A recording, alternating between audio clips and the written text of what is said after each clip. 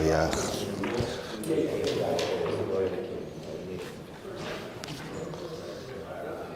Perfect. All right, Shabbos, good morning, good morning. Let us begin by thanking all of our sponsors for this morning. Share to thank our Talmud Torah sponsor for Tafshin Pei Hey for the year 5785, the Tilsim Mishpach of Eretz Yisrael, for in the schos of wishing a mazel tov to Yoshua Mordechai Tilson on his engagement to Amit Cohen. Mazel tov, may they be zochem Eretz Hashem. You know, you should just know that Yoshua Mordechai was a brave chayal, a brave soldier. Baruch Hashem gave much to Am Yisrael, to Eretz Yisrael, and now it is so beautiful that he is going to be celebrating the building of his new home, which should occur in Eretz Hashem b'sha'at tovo mitzlachos, and should in Eretz Hashem be benched with generations of beautiful simcha, mazel, and bracha. We'll say with that, let us begin. And of course, as always, we dedicate our learning in the schos of all of our precious hostages. May Chadash Baruch Hu Eretz Hashem bring them home b'shalom and b'karov, and halavai all of our soldiers will be successful b'chol ma'asei yedehem. We'll say today's daf. It doesn't matter what today's daf is. Let's not get caught up in details. Don't lose the trees from the forest. We're going to be learning Sanhedrin today, Eretz Hashem. We're going to be starting on Daf Ayin Aleph 71, and we're going to see in Eretz Hashem where the journey takes us. So we are picking up Eretz Hashem on Ayin Aleph 71a. We're picking up about 12 lines up from the bottom. Bayis Hamanuga. So Gemara says, Kiman Azlaha Desanyo. In whose opinion is reflected in the following statement? Bayis Hamanuga lo hayav lo asad liyos. So there was never a such thing as a Bayis Hamanuga. Bayis Hamanuga means ultimately, again, a home that was afflicted by tzaras. So such a thing never happened, such a thing never will happen. Whose opinion is this? So the Gemara says, why is it written? If it's never going to happen, why is it written? Ultimately, again, in order to learn it and receive reward. Kiman Azla, who does this opinion reflect? Rabbi Elazar ben Shimon. Like Rabbi Elazar ben Shimon. Good, that's Talocha. This is not Rabbi Elazar ben Shimon. Rabbi Elazar ben Shimon says, Li'olam in abayis tamei, ad shira kishtei gris and ashtei avonim, kishtei ksalim, b'karen zavis. So again, in order to have tzaras on now, remember again, there's a whole topic with tzaras in the house. Rashi HaKadosh points out that halacha l'maisa tzaras in the home was not as much a punishment as much as it was a bracha. Because as Rashi points out, before the Jews came into Eretz Yisrael, the indigenous nations there hid treasures in the walls of their home, and the truth is the only way you would know that those treasures were present was with tzaras, because that would require the removal of stones. And then one would see the treasure, literally again, that was buried behind. So again, Rabbi Elazar ben Shimon says, but in order to have tzaras of the home, you need to satisfy so many different criteria. It has to be like 2 grisin. A gris is a measurement. Ashtei avanim on 2 different stones. B'shtei ksalim on 2 different walls. B'keren zavis. So essentially, it would mean they have to be in a corner. Arko kishnei grisin, v'rachbo kish gris. It have to have a length of 2 grisin, a width of 1 gris. So my time at Rabbi Elazar, what's Rabbi Elazar ben Shimon's logic? Why does he say this? Ksiv kir, uksiv kiros, because the pasuk says, talking about tzaras on the home, it says it appears on a wall, and then it says it appears on walls, plural. So the Gemara says, Ezuhu kir shuki kiros. What ultimately again is a home, what is a wall that is like walls, plural? Havi omer zeh keren zavis. This refers ultimately again to a corner. So Tanya Amar Elazar Tzaddik. So the Rabbi Elazar Tzaddik says, "Makom haya betchum aza, v'hayu korim also churvisa segirta." So the Gemara said, but there was a place in Aza, and they called this place in Aza churvisa segirta. So again, interestingly enough, Rashi points out over here, churva is mitzora. Right? Churva is called a mitzora. So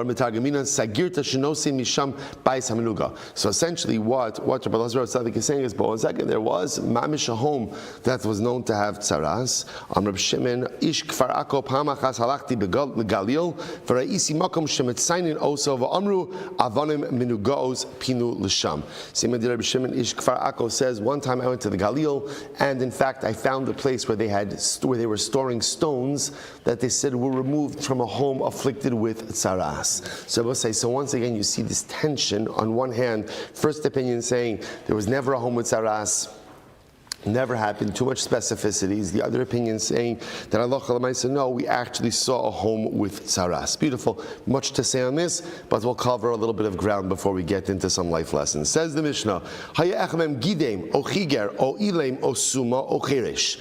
So remember again, we saw in the last sugya that in order for a child to become ben sora or mora, the lashon of the Gemara was the parents have to be shaveh. Parents have to be quote-unquote equal, right, or similar. Now the way the Gemara was talking about over there was that the parents have to be shava, bekol, bemara, ubekoma. They have to be shava, they have to be similar in literally, again, their voice, their height, and even in their appearance. Now the Mishnah goes on to more technicalities. If one of the parents was a gidem, Rashi points out over here, is gidem is they're missing a hand, an amputee, o chiger, or they're crippled in their leg and therefore can't walk, o ilem, or mute, o sumo, or blind, o cheresh, or cheresh generally means deaf mute. Eno nasa ben sora mora. The child can't become ben sora mora. This is a technicality. Now, why is that shneimar? Because listen to this: v'tafsu bo avivimo. The pasuk says his parents will grab him. For lo gidmin. Obviously, in order to grab him, they need hands. So if they're missing a hand, then Allah Chalamaysa, kid can't become a ben sora mora. Votzio also, they will take him out. So therefore, again, if they lack a leg, lack an ability to go ahead and remove him, they can't take him. The Gemara says, va'amru, they will say, the parents will say, V'lo ilmin, not if they're mute. Benenu zeh, they have to be able to identify this son. V'lo sumin, and not parents who are blind. Einenu shomea bekolenu, they have to say the son doesn't listen to our voices. V'lo charshin, and not a mute. Not a mute. Right, the Gemara says, Masrin bo b'fnei shlosha or malkin also. They warn the ben sora mora. So again, there's hasra. They warn him first in the presence of three, and then ultimately administer malchus afterwards. Chazer v'kilgal. So again, I will say it's interesting because here we're introduced to something new.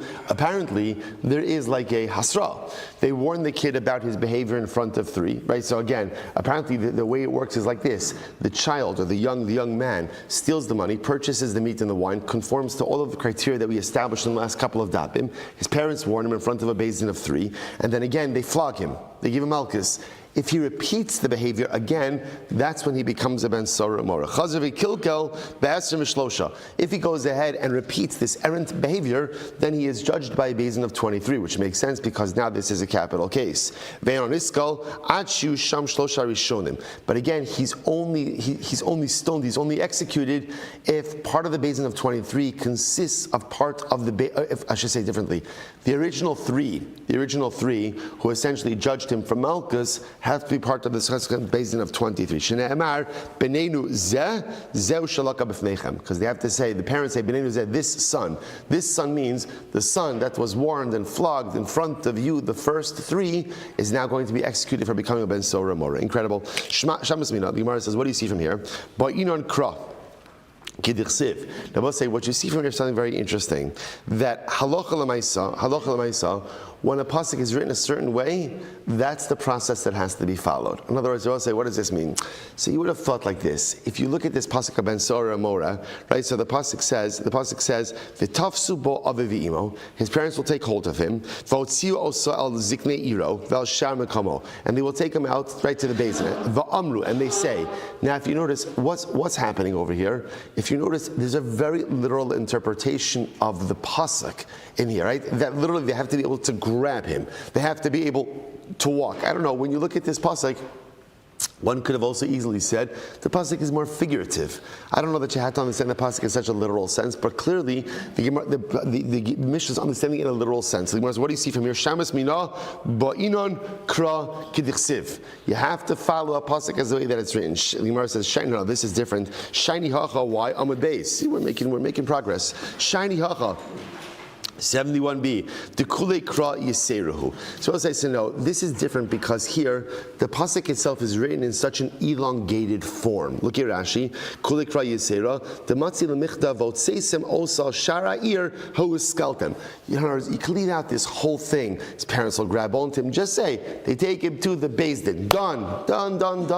The fact that the pasuk is written in such longhand indicates to us that there is a hakpada. The Torah is telling us that again the parents have to be able to engage in all of these processes, and inability to do so prevents the kid from becoming ben sora mora. Okay, and we warn him in front of 3. So the Gemara says, Lamali, why do you need 3? Betray Sagya. Why do you need Hasra in front of 3? You just need Hasra in front of 2 witnesses.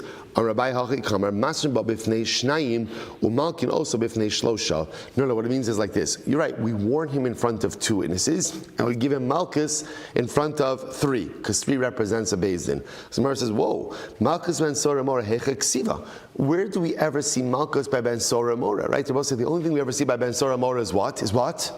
Is execution, is misa. Where are you getting malchus from a ben Sora Mora? Kid Rabbi Yavo. Rabbi Yavo, labmanu v'yisru mi v'yisru. So we'll say we make a gzera shava.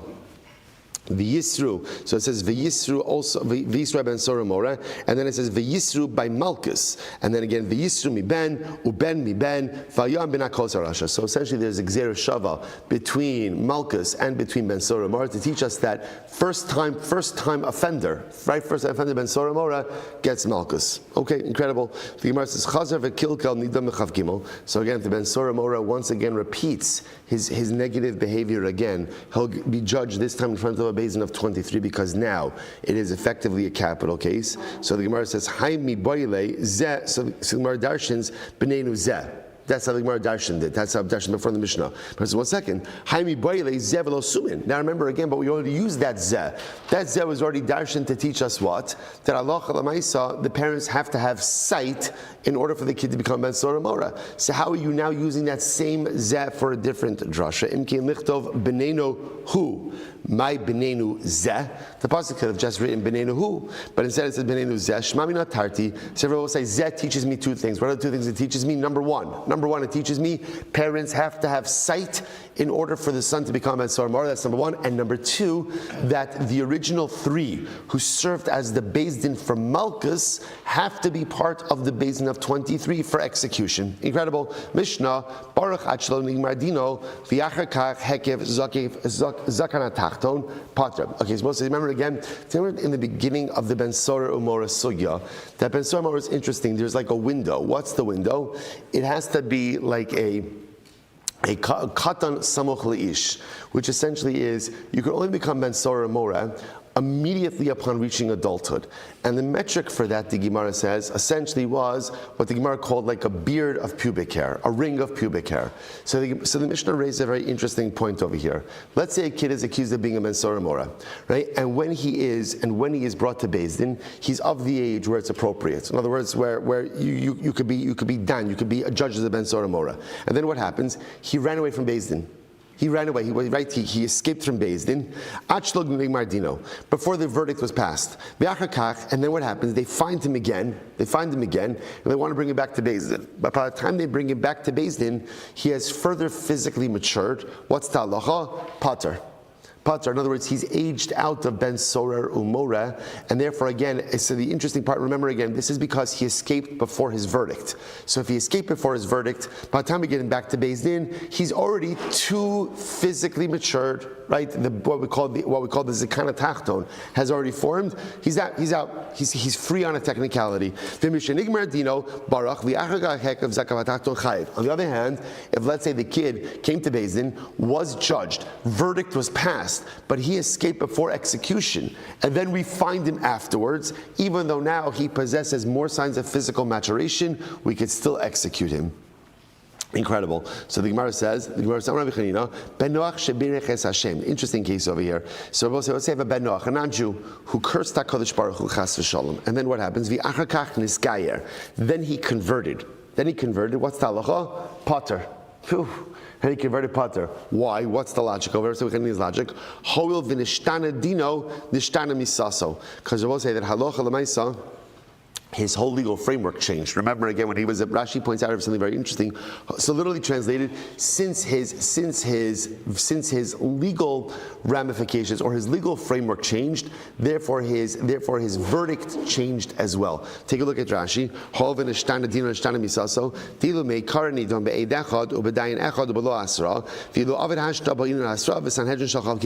As a Ben Noach, right? A Ben Noach is judged with one witness, one judge, right? One judge and no hasra.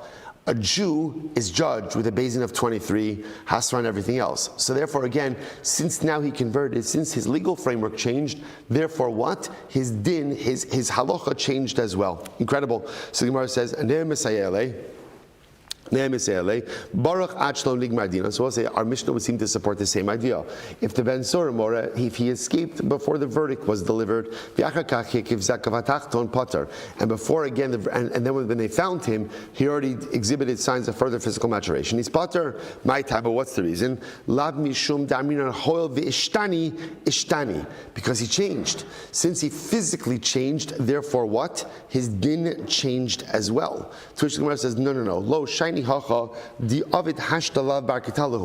it's different. Why? Because now he's in a state where if he had committed that very same crime, right, as a child, or as a young man with enhanced signs of physical maturation, if he were to steal that same money and buy meat and buy wine, he would not be chayiv at this stage. That's why if he escapes before the verdict, we find him later on, he's going to be potter. So Tashma. So ultimately, again, if Ben Sora Mora, if they delivered the verdict, but he ran away from Beis Din before he was executed, and then they find him, but by the time that they find him, he has already exhibited signs of further physical maturation. What's halacha? Chayiv. He's chayiv. Now, why is that? Nigmar dino ka'amrit, because again, Allah says verdict was passed. Nigmar dino gavra katilahu. When he's already, if his verdict was passed in Allah, of course he's going to be chayiv. So the Gemara says as follows. We'll say, by the way, what a tremendous musar haskell in this. Tremendous musar haskell. So if a ben Noach curses HaKadosh Baruch Hu, and then he converts, what's talacha? He's not subject to a death penalty. Why? Because again, the lashon of the Gemara, hoil v'nishtana dino, nishtana misaso. His din changed, and therefore again his death penalty changed. What do you see from here? You see from here that halacha l'maisa, even if there is a certain din hanging over a person, there's a certain verdict hanging over a person, if you change who and what you are, ultimately, again, that din changes as well. We'll say this is a very important Gemara hashkafically, because in general, there's a fundamental question when it comes to tshuva. When it comes to tshuva, let's say again, I'm a person, I commit an avera. As a person who committed an avera, I warrant a particular punishment. So now there's this concept of tshuva, and tshuva says that I could go ahead and change my din. So how does that work? How does that work? HaKadosh Baruch Hu doesn't change his mind. The Ribbon Shalom doesn't change. The Ribbon Shalom is perfect. So what does it mean? If I'm chayiv for the death penalty, I'm chayiv for or whatever the particular onesh may be. How does it work? Suppose I say, interestingly enough, the way it works hashkafically is the din doesn't change. The din is always the same. What changes? Me. I'll give you a simple mashal. A person goes ahead and makes $100,000 a year. So as $100,000 a year, you're in a particular tax bracket. Let's say the next year you make $200,000. So again, we'll say you're in a different tax bracket. Has the tax law changed? Has the tax law changed? No. The tax law is exactly the same. What's changed? Me. That's the whole dynamic of tshuva. The din is the din. If I remain the same person, then this is the din. This is where it is. But the beautiful opportunity we have in life is that I don't have to remain the same person. I could change myself. And when I change myself, suddenly again, the din, the judgment that was over here, it's still there. It's still there. And if I choose to become that same person again, it's going to be waiting for me over there. But if I choose to become someone different, there's just a whole new set of laws and a whole new set of realities and a whole new set of ramifications that are there for you, I'll say. That's the greatness of change, the greatness of tshuva. I could take myself from one framework to another framework. The framework is still there. The framework didn't change. I changed. So the Ben Noach who curses HaKadosh Baruch Hu chas v'shalom, if he becomes a yid, he becomes a yid. So at the end of the day, again, he's now hove ishtani. He's a different person and therefore a separate set of dinim. When we become bali tshuva, when we change, when we uplift ourselves, we just take ourselves from one framework to another framework. Most incredible thing in the world. Let's go weiter. says, Tan Tashma, Ben Noach Sheikas Chavero, Bal Ichas Chavev in Iskari Pater. Listen to this. A Ben Noach, a non-Jew, who goes ahead and hits his fellow non-Jew, or commits adultery with the wife of his fellow non-Jew. And then what happens? So obviously getting himself into a whole boatload of trouble over here. And I will say, then he decides to convert. Now, what Beis Din is taking this guy, I'm not exactly sure, right? But Lamaisa, again, he goes ahead and he converts. What's the halacha? Pater. He's pater, right? He's pater from all of these things. Why? Now, we'll say, what's the logic over here? The logic over here is that halacha l'maisa. Remember, when he converts as a Jew who goes ahead and hits the Ben Noach, or a Jew who commits adultery with the wife of a Ben Noach, is not subject to a death penalty. So therefore, halacha l'maisa, as a Ben Noach, he was subject to a death penalty. Now, halacha l'maisa, he is not subject to these halachos of death penalties. Also can be yisrael and iskar chayiv. But if a Ben Noach hit a Jew, or a Ben Noach committed adultery with the wife of a Jew, and then he converts, he's still going to be liable. Still going to be liable. Why? Because again, these are actions. If had he committed them as a Jew, he would also be liable. Says the Ben Noach, he's liable. As a Jew, he's liable. V'amai, why? Name a horol v'ishtani ishtani. Why don't we go ahead and say, but he changed. He converted. Dino umisasa ba'inan Dino umisasa ba'inan. Now, in order to apply this metric of change, it has to be that both the din and the death penalty changes. V'hai dino ishtani misasa lo ishtani. Here, the particulars perhaps of his judgment may change, but the death penalty still remains the same. Quite fascinating. So Bishlam Vosech mi kara sayif ashta sayif. So I understand the death penalty itself, right? When he kills someone, says Ben Noach, it was sayif, and now he'd also be chayiv sayif. Because remember, Ben Noach, we saw this parable a little while ago, Ben Noach is always executed with sayif. So as a Gentile it was Saif, and as a Jew it's Saif. Ela Eishes Ish, but with adultery, as a Ben Noach, it's Saif, V'hashta Chenek. But now it's going to be strangulation. So this din is different, to which the Gemara will say, second line down in the wide lines, Ben Ara Mu'urasa. So we'll say, we're talking about over here where he committed adultery with an Ara Mu'urasa. The Idi Biskilahu. Biskila. Both a Ben Noach as well as a Jew have the punishment of Skila for an Ara Mu'urasa. I V'ha Asa came be Yisrael, Tumia de Ishes Chavero. Katani.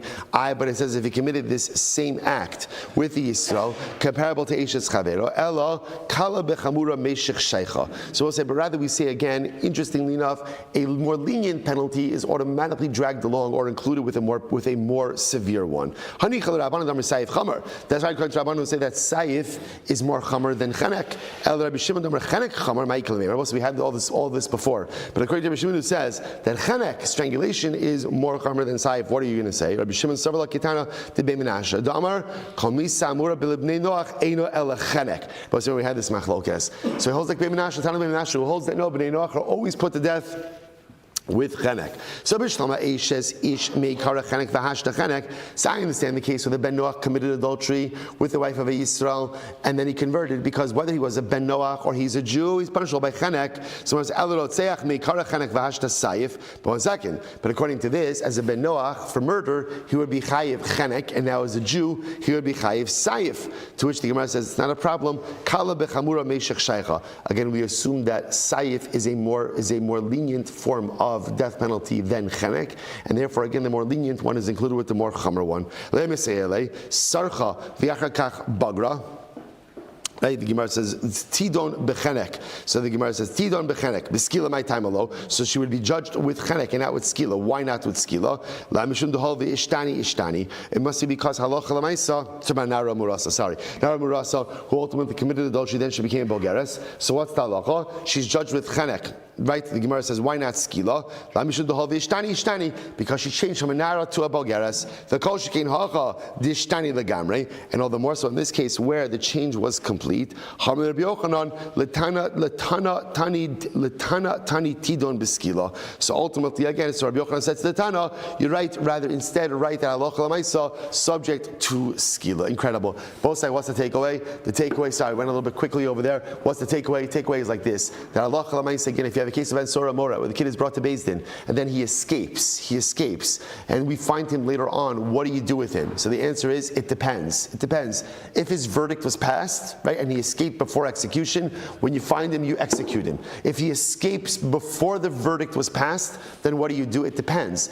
If you find him before he's developed further signs of physical maturation, then you could pass the verdict and you could kill him. But if he escaped before the verdict was passed and now he developed further signs of physical maturation, halacha l'maisa, since he has changed, right? Things have changed. You can no longer judge him as a ben sora umora, and just other cases like that of the ben noach who curses HaKadosh Baruch Hu and then converts, the ben noach who goes ahead and hits his friend, right, or commits adultery, then converts. Similar types of cases. Beautiful. Let's go. Ben sora umora.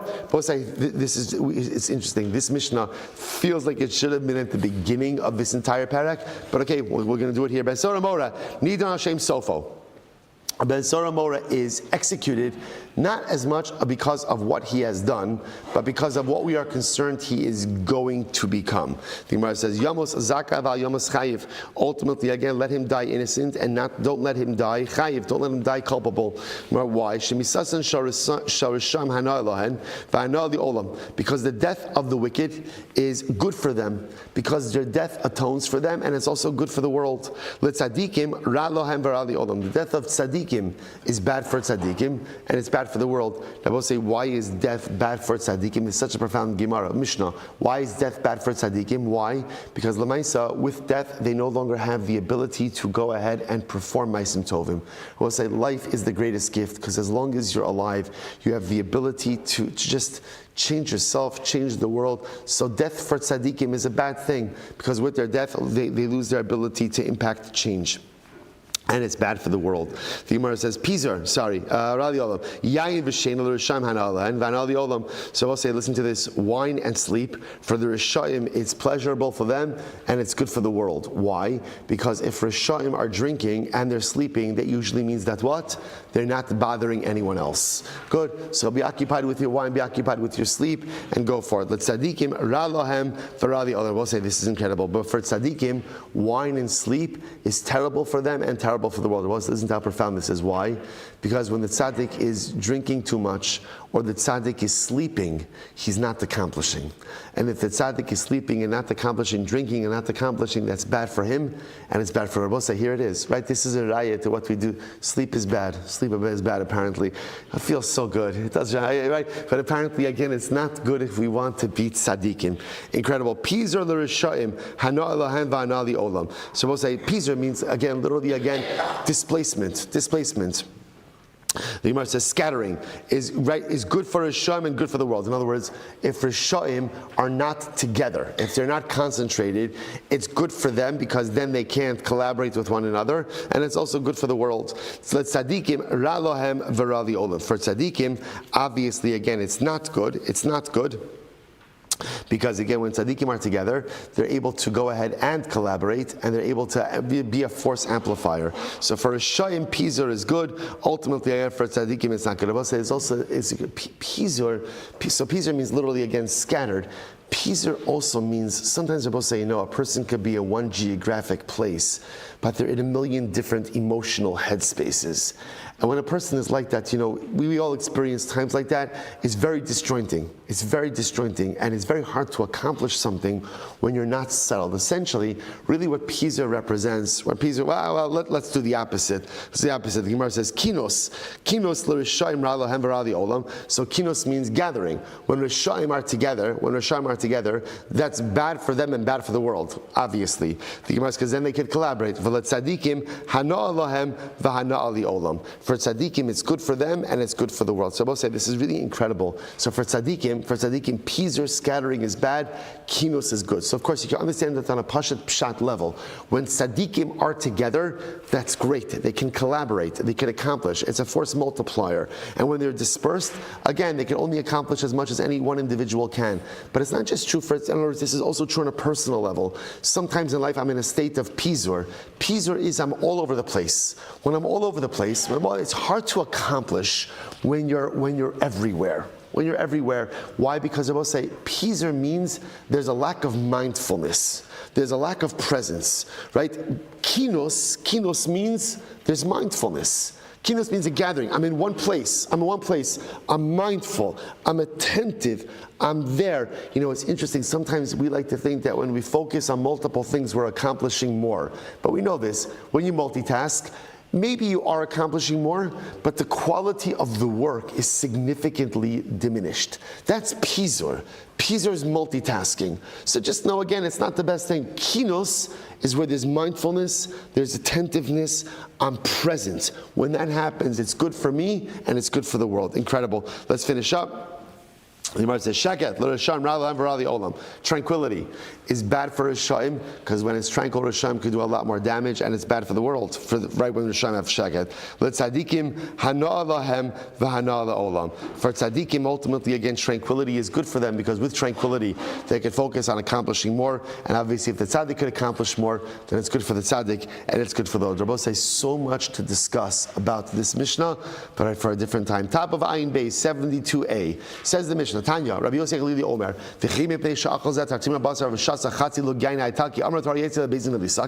because the Ben Sora Mora has stolen money and has purchased some meat and purchased some wine, he should be executed? You know, it's a $1 million question.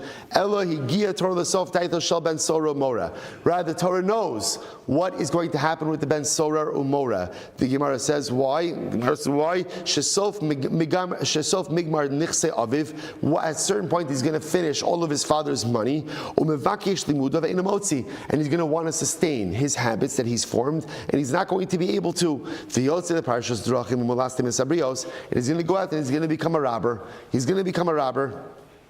Amra Torah, Yamos Zakai va'al Yamos Chayiv. The Torah says, let him die innocent. In other words, remember, has Ben Sor Mora, has he done something bad? Yeah. Does it deserve death? No. But the Torah sees where this type of behavior is going to lead to, and ultimately says, you know what? Kill him now. Kill him now before he becomes a real liability for himself and for greater society. Because the death of Rishayim is good for Rishayim. Again, kill this kid before he goes out and becomes a real menace to society, and it's good for the world. I will say, by the way, this is so fascinating if you think about it. First of all, so this harkens back. I like that phrase, harkens back. It feels like, Anyway, so I feel like you just say it with an accent. It harkens back. I don't know if good. Anyway, so this is why we don't finish the daf. So Gemara says as follows. So remember, this goes back to yesterday's daf where we saw the machlokes. Did Ben Sora Mora happen? Did it not happen? So remember all of this together. So that's the fundamental machlokes. I will say, but it struck me, why do we say this, right? What's the whole concern about Ben Sora Mora? He's going to steal money. He's going to purchase meat and purchase wine. And we're afraid that when he finishes his father's money, he's going to go out and steal. I don't understand. Maybe he'll just get a job. Maybe he'll manage a hedge fund. I don't know. Why do we automatically assume that he's going to continue stealing in order to support his habits? So we'll say, what do you see from here? When you get used to not working, when you get used to handouts, when you get used to going ahead and supporting your lifestyle on the back of others, that is a very difficult habit to break.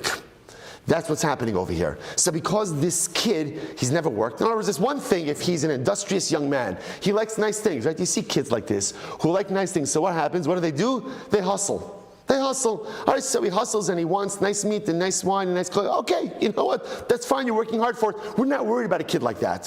What we're worried about is someone who steals in order to support a habit. You develop that type of mindset from when you're young, that like magiali, the world owes me something, and you go out and you support yourself from other people's hard work. That's a terrible midah. And that's a midah that's not going to be broken. That's the kind of person that when they run out of their father's funds, he's not getting a job. He's not. You know what he's doing? He's taking it from other people.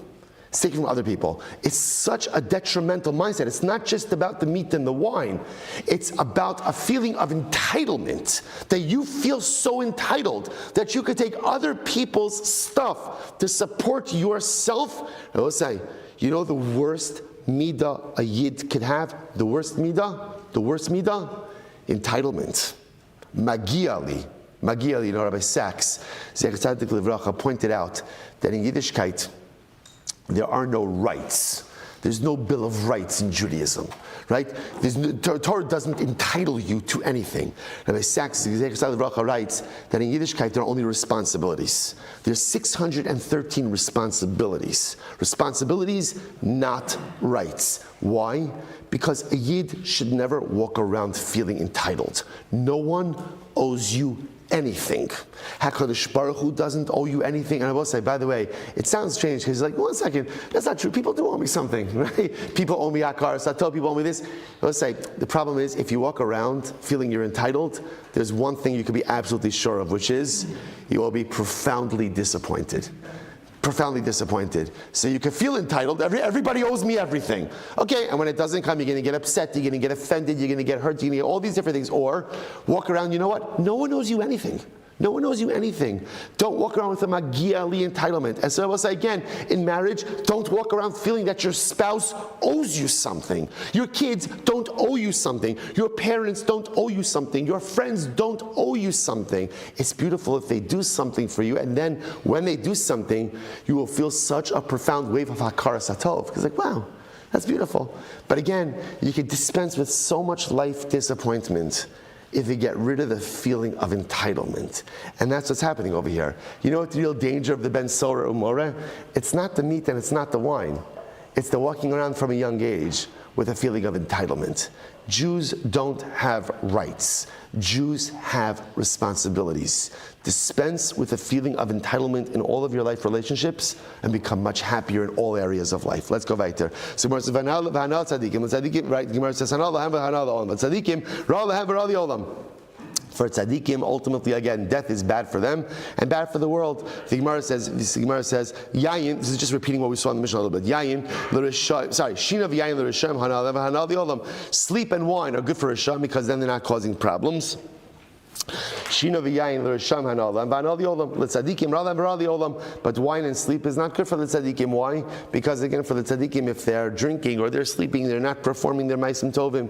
Sheket l'risham ralam v'ral yolam. Tranquility is bad for Risham, bad for the world because it gives them time to engage in all their negative imaginations. Tzadikim hanalam v'anal yolam. But for tzadikim, it's good. For tzadikim, it's good. Pizur l'risham hanalam v'anal yolam. So again, scattering, displacement is good for Risham, good for the world. Tzadikim ralam v'ral yolam. Mishnah. Habab Machteres. We'll say switching gears now. Habab Machteres is a thief. Habab Machteres means a thief who comes in secret. Habab say now literally Machteres, the way that Rashi understands it, the way Gemara understands it over here, is a thief who comes in through tunneling. He's literally, again, digging a tunnel, right, from somewhere into the house of the person he wants to rob. So, above Machteres, Nidan Hashem Sofo. So, the halacha is, if somebody, now the assumption is this is happening at night, this is happening in secret, the Torah says that if somebody breaks into your home, tunneling into your home, you're allowed to kill them. You're allowed to kill them. Now we'll see why that is. The Gemara says, so the thief is judged based on what we believe he is going to be willing to do. So let's say again, let's say Reuven broke into my home. And when breaking into my home, he broke a barrel also. So what's the halacha? Im yesh lo damim chayiv. If I'm not allowed to kill Reuven, and we'll discuss the parameters of this, then Reuven is going to be chayiv for breaking the barrel. Im ein lo damim pater. But if at the end of the day I'm allowed to kill Reuven, then he's pater for breaking the barrel. Now why is that? That's the kimli b'derabimine. Because since I'm allowed to kill him, he's chayiv a death penalty. Because chayiv a death penalty, therefore he is pater for financial damages. Says the Gemara, Amar Rava, my time in the Machteres. We'll say now, why is it that you're allowed to kill someone who breaks into your home, right? After all, again, the person is a thief. They're just coming to steal stuff. So why are you allowed to kill the person? So the Gemara says, listen to this. So says, listen to this. The chazaka is people don't just let other people steal their stuff. Right? In other words, it's my stuff, and I'm going to defend my home. I'm going to defend my property. Now a thief knows that. A thief knows that when he breaks into someone's home and wants to go in and steal someone's stuff, that the homeowner is going to defend his property. So therefore, the thief says, "Amar iya zilna kailafai v'lo shavikle v'i kailafai katlinale." So therefore, every thief knows that the homeowner is going to remain ready to defend his home. And therefore, what does that mean? Every thief, therefore, is ready to do what? To do what? Kill the homeowner. So therefore, a thief, and again, I both say, this is a thief. This is not like a pickpocket, right? This is a person breaking into a home in a secretive way. So everyone knows that a person is going to defend their home. Therefore, the thief remains ready to kill the homeowner if it requires. And therefore, the thief becomes a rodef. The thief, halacha l'maisa, again, is essentially looked at as a murderer. The Torah amra in bala hargicha hashkim lahargo. And therefore, again, the Torah says, if somebody comes to try to kill you, halacha l'maisa, you're allowed to kill them first. That's habam machteres. Incredible. So Amarav, hacha habam machteres v'natal kelim v'yatza patas. What's interesting? Rav says, listen, this is fascinating. So let's say Reuven breaks into my home. Right, Reuven breaks into my home, and halacha l'maisa, again, he gets out. Right, he gets out and he takes some stuff with him. So Rav says something very interesting. Rav says Reuven doesn't have to return the items. Doesn't have to return it, right? My taima, bedamim kaninu. What's the logic? Since when he broke into my house, he was considered a rodef. He's chayiv misa. So because he's chayiv misa, therefore he's pater for any type of monetary law, and therefore he doesn't have to return the objects. If he gets out alive, right? If he gets out alive and he takes my stuff, he doesn't have to return it. I will say, by the way, very similar also like we have this in Maryland law, like the castle doctrine, right? This idea that people defend their home. And there's an understanding that if someone breaks into my home, no one's going to say, oh, you know what? It's just stuff. It's just stuff. No, yeah, it is stuff. You know it is stuff. But you know what? It's my stuff. It's my stuff. And I worked for it and you didn't. So if I'm armed, I'm going to defend my home. And the law recognizes that as well, right? And you're not chayiv to ask, well, what exactly are you here for, right? In other words, expensive stuff, inexpensive stuff, maybe a little something, take a little tolam out. You know, there's no chiv. The understanding over here is I'm going to defend my home. You know I'm going to defend my home. And therefore, if you're coming in, you're ready to kill me. And therefore, again, I'm ready to kill you. That's the halacha. So Rav says like this, so Rav said, but this is a pretty wild statement of Rav. So Rav says, Reuven breaks into my home and he gets out alive, and he's holding my stuff. Rav says he doesn't have to give it back. Why? Because since he's subject to a death penalty, therefore he's subject for any type of monetary compensation, he can keep my stuff. Rav says, what? So Rav's statement makes sense when, let's say again, the object is no longer in existence. All right, so he stole something and then it broke. He's not chayiv to make financial restitution. The Gemara says, "Aval not alo." But if he has the object, he has to give back. The Gemara says, not true. Not true. Rav said, even if the object is extant, still Reuven doesn't have to give it back. Incredible. The hayesh lo damim. Because again, essentially, since Reuven the thief was liable to a death penalty, he essentially acquired the object through his death penalty. Right? He's subject to death. He's not subject to any type of financial compensation, and therefore the object is now deemed to be in his rishus. Gemara says, "V'lohi." This is not true. The Gemara says that's not true. When we say that the object is in the rishus of the thief, that's for onsin. If something happens to it, the thief is responsible. But for an obligation of return, of course, if the item is still extant, the thief has to give it back to the owner. He's no different than a shoel. So what the Gemara is suggesting over here is this interesting statement of Rav. So Rav says if the thief gets out alive with an object, he doesn't have to give it back. Rava says that's only if the object is not extant. But if the object is extant, of course the thief has to give it back. So let's analyze. Tanan. Thief comes in, writes repetitiously, and he breaks a barrel. Yesh lo damim chayiv. So we'll say the lashon of yesh lo damim means that the homeowner is not allowed to kill him in these circumstances. We'll see what those circumstances are. So if it's a case where I'm not allowed to kill the thief, so the thief is liable for the damage to the barrel. Ein lo damim pater. But again, if halacha might say I'm not allowed to kill him, then he's not chayiv for financial compensation for the broken barrel.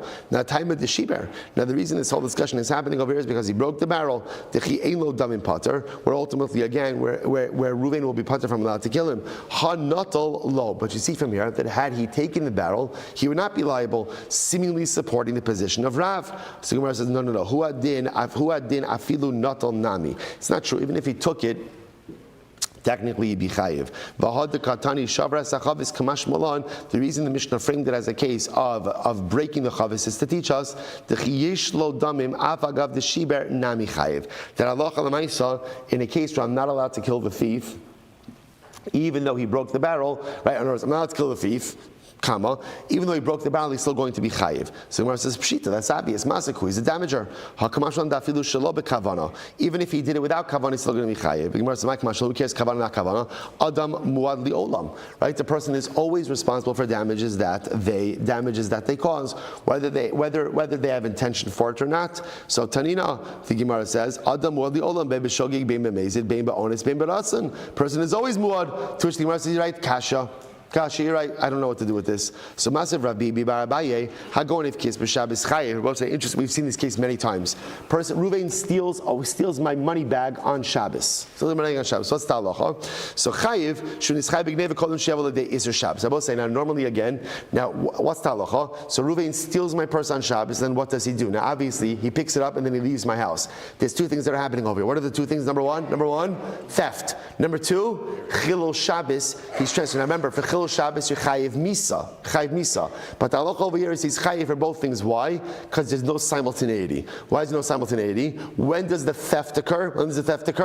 When he picks it up. When does the chilul Shabbos occur? Only when he takes it out of my domain. So because there's no simultaneity, there's no killing b'drab minei, and therefore halacha l'maisa is chayiv for both. The Gemara says, "Hayim v'yotzei pater." But if he dragged the money bag out, right? If he dragged it out, so that remember, you're only chayiv for geneva when you lift the object or move it into a different domain. In this case, there will be simultaneity because he's dragging it. Therefore, at the moment that it crosses my threshold into Rosh Hashanah, both theft and chilul Shabbos occur together. Shari iser geneva ve'iser skila ba'in ka'echad ve'hilchasa. And Abba says, so the Gemara says over here, what do you see from here? You see from here that Allah again, right there is the chiyuv. V'hilchasa dishadinhu binara. And ultimately, again, Rashi says over here, v'hilchasa, 5 lines up on the bottom, hadik tani pater kagon dishadinhu binara delesnu. The case ultimately, again, where we said that it's pater, would be a case ultimately again where the object was thrown into the river and therefore no longer exists. So what the Gemara is suggesting, remember all of this is in Rav, right? So again, what the Gemara is suggesting is like this. Rav says that if a thief is chayiv misa and steals an object and gets away with the object, he has no obligation to return it. No obligation to return it. Now, Rava and everyone else is incredulous about that. That doesn't make any sense. And now, what's Rav's logic? Rav's logic is killing b'drabbi. Since as a thief, you're liable to death, therefore you are exempt from any other monetary liability, even if that object is mamish sitting in your hand. Rava and everyone else says, what are you talking about? I understand that the object is destroyed, the object is lost, the object is broken. There is an obligation for financial restitution. But if the thief is literally holding the object in his hand, of course he has to give it back. So that's the ongoing machlokes. Rava, ignevu le dechiri machtarta. So this is this. Rava. Now remember, Rava was the one who argued on Rav, and Rava had goats stolen from him. All right, so repetitiously, someone tunneled into his pen and stole the goats. What happened? Then the thief had a change of heart, and the thief wanted to give it back. V'lo kablinu. Rava would not accept it back. Why? Amar, since Rav said his piece, Rav said his piece. Now let's remember again. Now Rava argued on Rav, but Rava said, since Rav said that so when a thief steals something, he's not obligated to go ahead and return it. This was Rav's statement, and Rava says, even though I disagree with it, I accepted halacha l'maisa. Incredible story. So much to say about that, but for a different time. What I just want to point out is halacha l'maisa, though, just to be clear, we don't paskin like, we paskin like Rav, but only when the object is no longer in existence. So if a thief goes ahead and tunnels in, steals an object and gets away, halacha l'maisa again, he's going to be liable, right? He's going to be liable, but now technically speaking, obviously you can't kill him after the fact, right? But l'maisa again, if the object is no longer in existence, the thief is not obligated to make financial restitution. But if Reuven came in, stole my object, gets out, and then we find him and we find the object, if the object is still in existence, halacha l'maisa, we don't pass like Rav, we pass like Rava, and halacha l'maisa, the object itself has to be returned. Incredible. All right, let's go. Tan Rabbanan, ein lo damim mizarcha hashemesh alav. So the pasuk says that the homeowner, right, is not chayiv for killing the thief if the sun, literally again, if the sun is shining. The Gemara says, I don't understand. The chi hashemesh alav bilvad zarcha, is the sun only shining on one person? What's the meaning of the pasuk? Ella in bar lecha davar kishemesh she'ein lo shalom imcha hargehu. Rather, what it means is like this: if you know with absolute certainty that the thief is there, if it's as clear as the sun that the thief is there to kill you, kill him first. V'im lav. But if you're not absolutely certain, Al targeyu, don't kill him.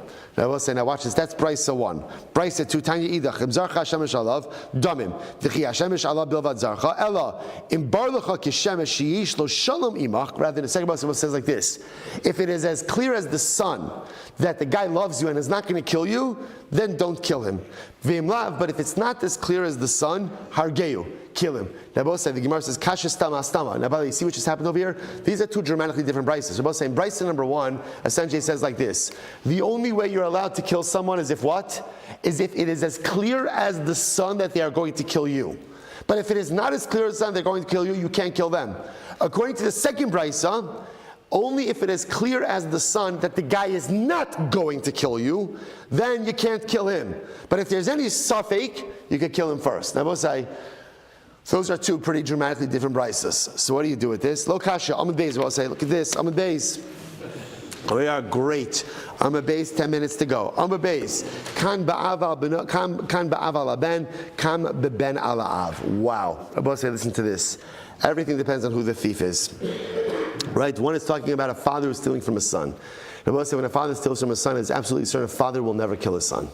So if the son, now again, father might steal from his son apparently, right? But the father is never going to kill his son. So if the son discovers, he wakes up and his father's in his house, tunneling in, stealing stuff, a son is not allowed to kill his father, because a son knows that a father will never take the life of his son. May steal from his son. See, what you see from here is, parents sometimes do mistreat their children. Right? After all, you see over here that you have a case of it. You can't say that a father won't steal from his son, because apparently that does happen. So sometimes parents knowingly or unknowingly will mistreat their children. But one thing you can count on is the rachmanas of a father towards his child. A father will never kill his child. On the other hand, if a son breaks into his father's house, not so pashut. Not so pashut. Sometimes a son could kill a father. So I'll say, such a heavy Gemara. Right? So therefore, again, if the thief is a father, the son knows with absolute certainty his father is not going to kill him, and therefore, again, the son has no license to kill the father. On the other hand, if halacha l'maisa it's the son breaking into the father's home, the father we don't know. We don't necessarily know what the son may be prepared to do. Incredible. Amarav called the Asya Ma'alai Machtara Katlina Leila Bar Meirav Chanina Bar Shila. This is interesting. So Rav said, anyone who breaks into my house, I'm going to kill, except if it's Rav Chanina Bar Shila. I'll say such an interesting compliment, right? In other words, anyone else who breaks into my house, I'm going to take him down, except if the thief is Rav Chanina Bar Shila. Gemara says, my time, what's the reason? Maybe because Rav Chanina Bar Shila is a tzaddik. Well, obviously he wouldn't be such a tzaddik. Someone who breaks into someone else's house. Ella mishum dekimli bigavei demerachim alai kimerachim aval ben. Rabbi say this is such a touching Gemara. Rav says, because I know that Rav Chanina Bar Shila loves me like a father.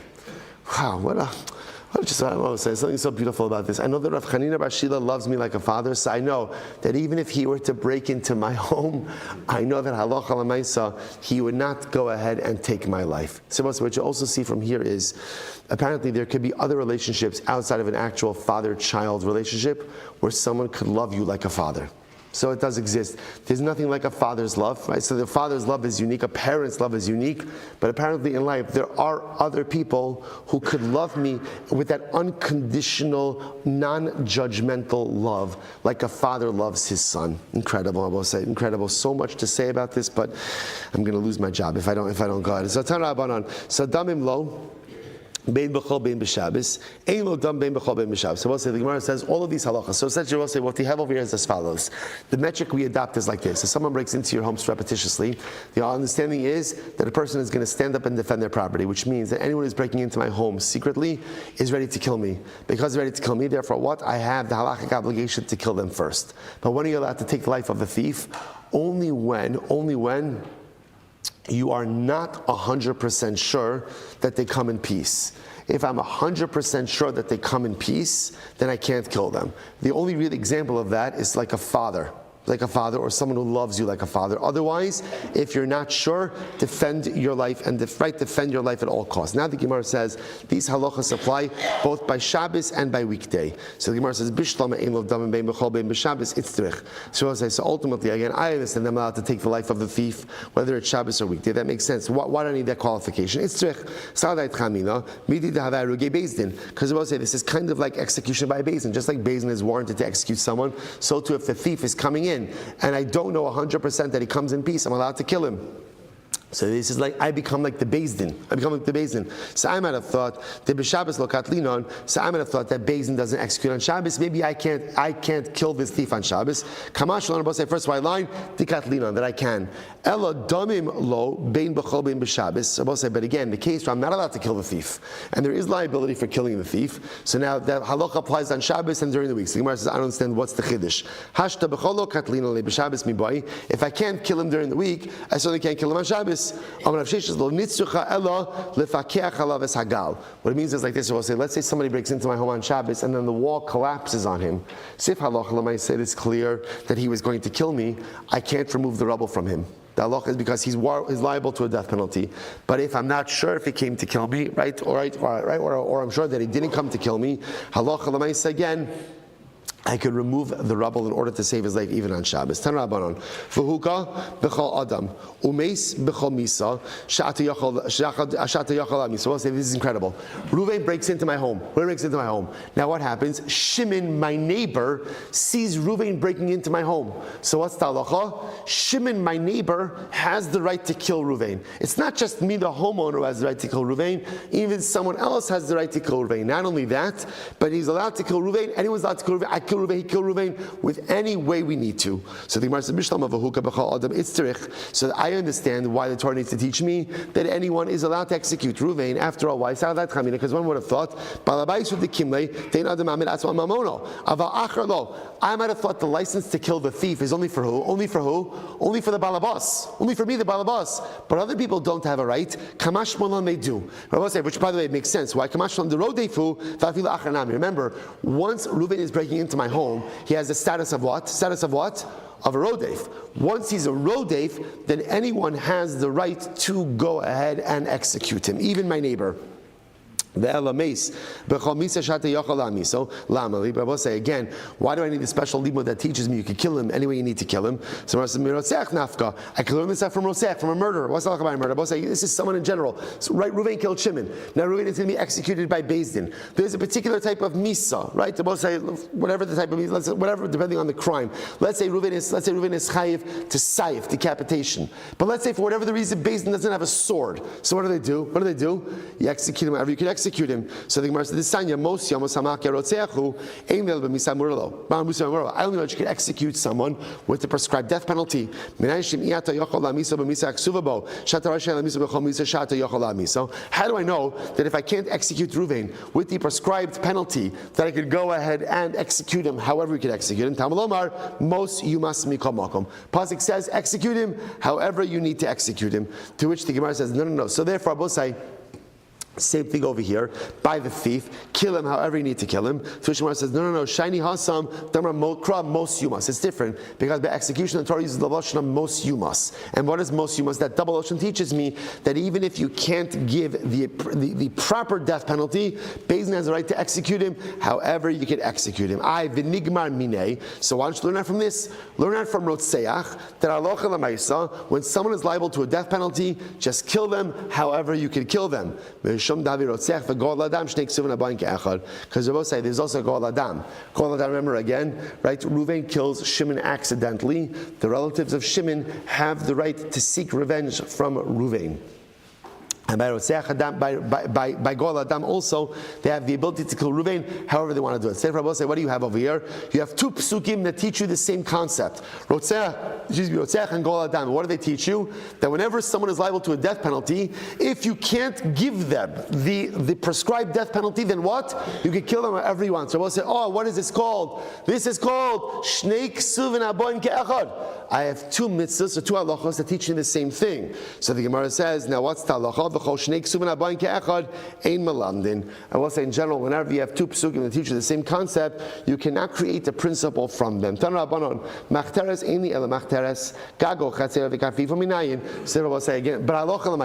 we learn two very important halachas from here. Number one, not only is the homeowner permitted to kill the thief, but who else is? Anyone else. Why? Because the thief has the status of a rodef. That's halacha number one. Halacha number two, how do you kill the thief? How do you kill him?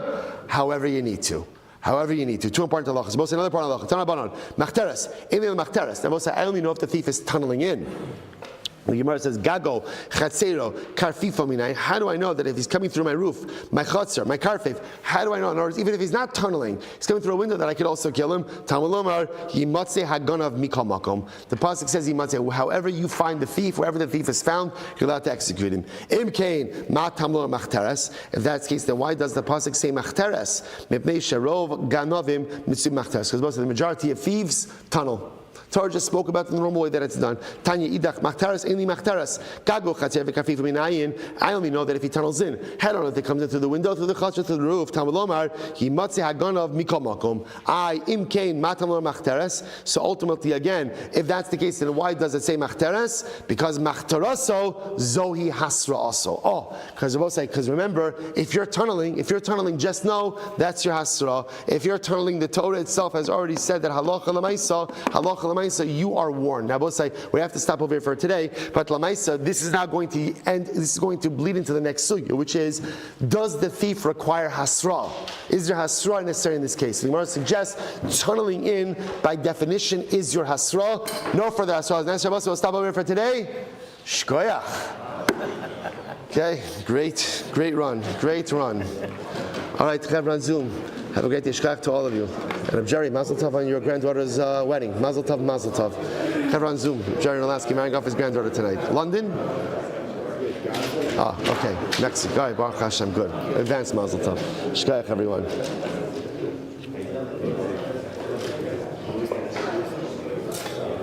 How are you?